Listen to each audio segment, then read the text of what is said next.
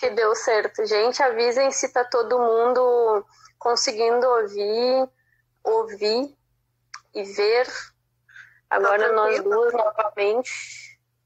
Deem o seu ok. Eu tô ouvindo bem. Ok. Tá, eu tava dando uma olhadinha nos comentários, eu vi um comentário falando sobre códigos, isso é bem interessante, que eu vou usar já para falar sobre o que tu estava colocando, essa questão dos códigos, né? E quando a gente pensa na nossa linguagem, ela tem uma natureza dupla, né? Ela é composta ela é sistema, ela é aquilo que sempre, como eu vinha falando, que sempre repete, aquilo que é estável, mas ela também é composta daquilo que extrapola esse mesmo sistema. Só que para que eu possa extrapolar esse sistema, eu faço uso dele, né? Então, não devia ser lançado um olhar dicotômico para isso, né? Então, se a gente pensa o fazer de um poeta, né? Se a gente lê uma poesia, por que a gente acha uma poesia bonita? Por que ela nos encanta? Porque esse poeta, ele domina, ele sabe operar com aquele sistema. E a partir desse sistema, ele transcende, né? Vamos dizer assim, ele transcende no sentido de criar outras possibilidades, né? Outros efeitos de sentido que vão se dando a partir de um contexto concreto, né? É esse brincar que ele mobiliza, que nos encanta, né? Só que não tem como se fazer isso se eu não parto de uma base, né? E aí isso me lembrou a conversa que a gente estava tendo justamente sobre a técnica, né? Porque a gente pode lançar no mínimo 2 olhares, né, para uma técnica. E a gente, estou pensando linguagem, mas também quem é da dança pode fazer esse exercício de relação quando a gente fica realmente apegado ali numa questão técnica, né, de um preciosismo técnico, por exemplo. Né? Eu tenho um repertório de movimentos que eu preciso dar conta, que eu preciso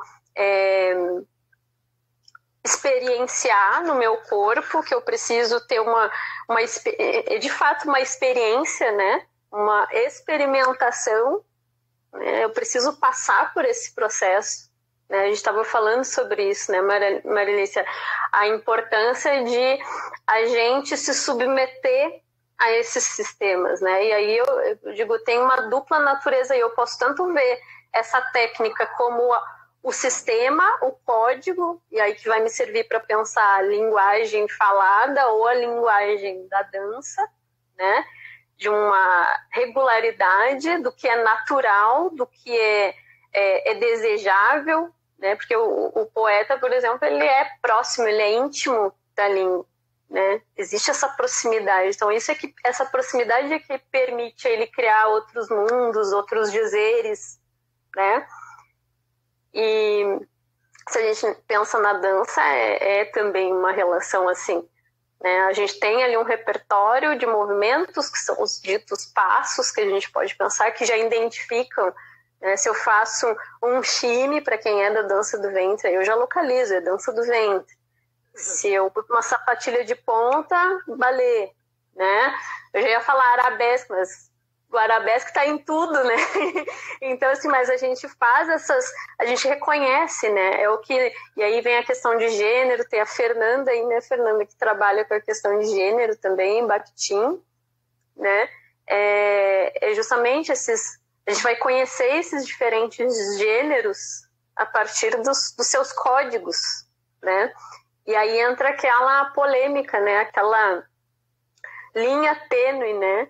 Que eu acho que um pouco o que tu estava já trazendo, Marilice, o cuidado também que a gente tem que ter a partir do que a gente vai colocar ali, né, do extra, né, desse extra linguístico ali na nossa composição, que vai descaracterizar esse gênero, né? Então, não é qualquer coisa que a gente pode também criar, né? Então, esses processos me interessam, assim, em termos do que eu falei, do que é código e o que é criatividade, né? Porque, a gente tem a partir da técnica, desculpa, a partir da técnica a gente tem uma liberdade, mas ela também não cabe qualquer coisa, né? Porque senão esse gênero, ele também, essa modalidade de dança, se daqui a pouco eu danço uma dança do ventre e eu coloco um elemento ali que não dialoga, vamos dizer assim, eu corro um risco de... O que eu estou fazendo? Já é outra coisa, não é aquela, né? E eu tenho que ter essa consciência, eu estou querendo produzir essa outra coisa, é proposital isso, ou eu estou ali chamando ainda de dança do ventre, sendo que é uma outra proposta, né? Então, minha pesquisa também fala um pouco disso, né? O que a gente reconhece como código, como sistema, e o que nos permite ver dentro dessa nossa mobilização que transcende, né? Que cria outros efeitos de sentido, né? Sim, sim. E tu estava falando, eu me lembro, Mário, se tu me deixar, eu sou muito tagarela, que é uma geminiana e uma aquariana, né? Aí já viram. É muito ar numa live, né? É muito ar. Mas assim, tu me falava, né, a importância de ter essa regularidade, né? E aí é aquele olhar que eu dizia que pode ser duplo, né? Eu tanto ver a técnica como um código, como uma camisa de força, ou aquilo justamente que vai me possibilitar ampliar os meus dizeres, né? Porque eu consigo, me deu até... Se tu puder, traz aquela analogia que tu fez com a natação, né? O professor, ele vai te passar aquela técnica, mas tu, na tua prática, tu fala um pouquinho aqui vamos dividir com o pessoal aquela tua analogia que eu achei muito, muito boa. Então, e como eu vejo, né? Técnica. O que é a técnica? É uma maneira que eu tenho de aprender algo, tá? E tornar esse algo mais fácil para mim. E que eu tenha menos esforço para usar aquela técnica, né? Aquele ato, certo? Então, por exemplo, eu vou aprender a acender a luz de tal maneira, minha. Eu vou lá, acendo a luz. Outro dia, eu vou lá, acendo a luz. Da mesma maneira. Até que eu vou desenvolvendo uma técnica minha de acender a luz.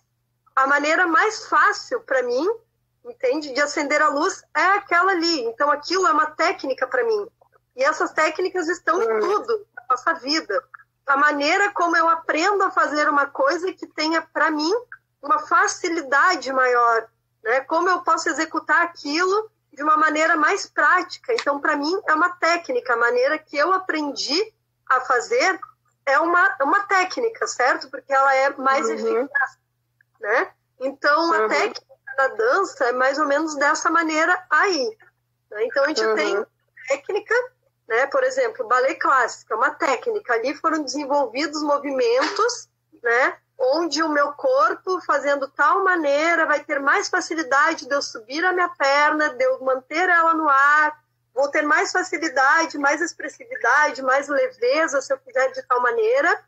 E esse praticar constante foi tornando-se uma técnica, né? Então, em qualquer lugar do mundo que eu vou fazer uma aula de balé clássico, praticamente os passos são os mesmos, mudam algumas coisinhas, assim, tipo nomenclatura, posições de braço, digamos, a amplitude do movimento, coisas pequenas, né, comparado à técnica grande.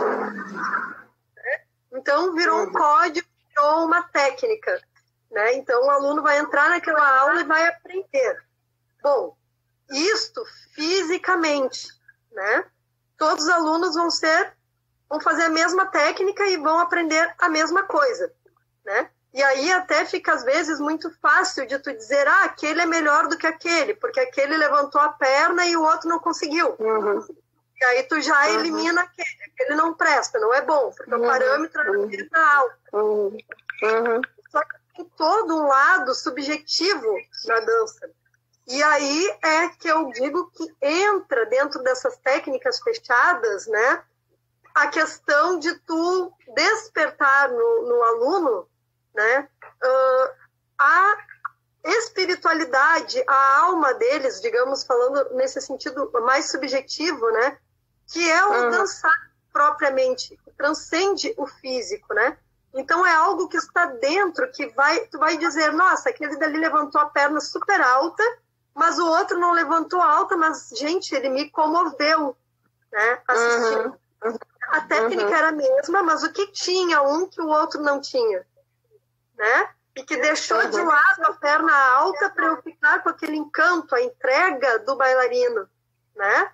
Então, isso é um outro desenvolvimento, né? Que transcende o físico e que faz parte da dança. Então, uma técnica fechada, né? Uma técnica que não tem como tu incorporar elementos novos, a não ser que eu esteja realmente já dando espaço para uma outra técnica ou para uma outra linguagem, né? Que a dança contemporânea, no caso, permite, né? Que eu pegue elementos do corpo múltiplo, que eu pegue elementos do contemporâneo, junto com o circo, junto com o balé, junto com a dança street dance. Eu pego esses elementos e crio, né? Eu tenho essa liberdade de criação. Isso é a dança pós-moderna, a dança contemporânea, né? Agora, técnicas fechadas, né? É o que eu comparei lá com a natação. Pô, eu vou numa aula de natação e eu já sei. Existem os nados, né? E existem os educativos para eu fazer aquele nado e o treinamento, né? Agora, eu não vou poder fugir daqueles estilos de nado e querer lá mandar no professor e dizer, não, eu vou agora botar esse braço para cá, essa perna para lá, se ele não me propiciar um momento de criação para isso, porque existe a técnica. E eu vou lá e eu já sei que existe essa técnica, eu vou seguir. Agora, cabe a proposta do professor, né, fazer com que em um momento da aula eu possa extrapolar e criar e ter uma outra visão, mas se não, a aula de natação é aquilo ali, é a natação, é uma técnica, né? Então, eu escolho a técnica que eu vou entrar e eu tenho que respeitar isso, né? Agora, eu posso, né, bailarina Marilice, pegar a técnica que eu faço do balé, pegar Graham, pegar a natação que eu faço, pegar a musculação que eu faço, pegar o yoga que eu faço, o acro-yoga, né, e juntar esses elementos e aí ter a minha técnica, né? A minha maneira de dançar e expressar, né? Mas dentro da técnica fechada, certo? Eu posso ter o meu jeito de dançar e me sentir muito bem reproduzindo a cada dia, numa aula de tal técnica, né? Uma maneira diferente do meu corpo ser. E eu vou repetir os mesmos movimentos. Eu faço isso há quantos anos? Tipo, muitos anos. Eu faço aula todos os dias de balé clássico, todos os dias de Graham, mesclo com a natação, e aí? Eu não tenho como fugir daquilo ali, mas a cada dia que eu vou lá, o meu corpo coloca de uma maneira diferente. E eu percebo coisas diferentes e aprendo coisas diferentes. No mesmo passo que eu faço há 20 anos, todos os dias. Então, a dança é uma linguagem que ela não tem fim, né? Ela é infinita. E essa motivação interna do bailarino, que o professor acho que deve ajudar ele a construir isso, se foi perdido, né? Aí na história da pessoa, como eu falei da cultura, né? Que às vezes vai limitando, né? É resgatar isso e deixar com que o bailarino tenha também essa identidade própria, né? Para dançar essa técnica fechada. Então é como na natação, eu vou nadar, mas a cada dia eu crio uma situação diferente para mim. Pô, hoje eu vou nadar pensando na respiração que eu vou usar lá na minha aula de balé depois. Como é que eu vou perceber isso, né? Nessa aula hoje? E aí aquele mesmo nado se transforma num aprendizado diferente naquele dia. E amanhã eu vou nadar de novo e a minha percepção vai ser outra, né? Então, a técnica é muito bem-vinda e acho que as pessoas devem procurar técnicas, sim, né? E não desvalorizar isso, né? Mas ter a capacidade, né, de expressar-se da sua própria maneira, dançar o balé da sua própria maneira interna, né, o seu lado espiritual, o seu lado de sentimentos, de emoções, expressar isso, que é o que torna cada bailarino diferente, né? Então, nenhum bailarino é igual ao outro, nenhum corpo, e mesmo sem fazer nenhuma técnica, chega para mim para fazer aula, é um corpo jamais. Ele tem todos os elementos da dança ali, porque internamente o corpo pulsa, né? Os batimentos cardíacos, os órgãos que estão funcionando a todo tempo, isso é dança, né? É ritmo. Tem um ritmo interno e a gente tem que saber escutar interno e não ficar focando, né, nos grandes músculos. Ah, minha perna que subiu e o meu braço que foi lá, não sei onde, eu fiz tal coisa. Né? Mas é como eu me movo internamente, o que faz, né, eu mover. Eu ir lá e procurar uma aula de dança do ventre, eu ir lá e procurar uma aula de street dance, uma aula de outros elementos, né? E aí um corpo, quanto mais linguagens tiver, né? Isso para tudo, né? Que é o envelhecer, é a gente enrijecer, né? Então, a capacidade flexível e suave do bebê ao nascer tem que ser mantida até o final da vida, né? E a dança, ela está aí para isso, né? Nos deixar sutis, móveis, leve, flexível, né? E aí as infinitas técnicas, todas elas desenvolvidas no tempo com o seu valor. Ai, valor, essa palavra é muito importante. Valor. Eu só quero dar um recado, porque a gente passa muito rápido. 8 minutos a gente tem. Eu quero propor o seguinte, não sei como é que vocês estão com essa ideia, qualquer coisa, se tiver esse interesse, só digam aqui que sim. Eu não sei a Marili se está com tempo. Caso a gente caso corte a live, a gente reconectar. Quem tiver um tempinho só para a gente fazer o fechamento, queria ver se eu conseguia acompanhar aqui os questionamentos. Eu vi que tem alguns comentários, mas se não der tempo, quem não puder ficar, o que for a minha parte, que eu puder de alguma forma responder, eu me comprometo a fazer um vídeo lá no canal para dar conta do que ficou aqui. E igual se a Mari, não sei, tu pode ficar, Mari? Caso corte, só para dar essa finalizada, quem puder ficar também, pode colocar aí que sim, que a gente segue. Bom, quem puder seguir, a gente vai estar aqui igual, né, para continuar essa conversa, e eu vou tentar deixar disponível também. Estou falando isso porque pode ser que cortando a gente vai voltar, então. Eu vou voltar a te chamar, tá, Mari? Okay. E aí quem puder continuar, segue. Quem não puder, a gente combina uma segunda parte, e igual também lá no canal eu tento mobilizar o que porventura tenha faltado aqui. Ficamos combinados assim? Sim. Então tá, Mari, tu falou várias coisas muito interessantes, né? Eu vinha falando da questão do língua e linguagem, né? Essa questão da língua fixa, sistema estável, e também do que é uso num contexto, e que mostra como essa língua ela é viva, ela é dinâmica, e ela ganha outros efeitos possíveis, justamente a partir dessa base, mas transcendendo isso, né?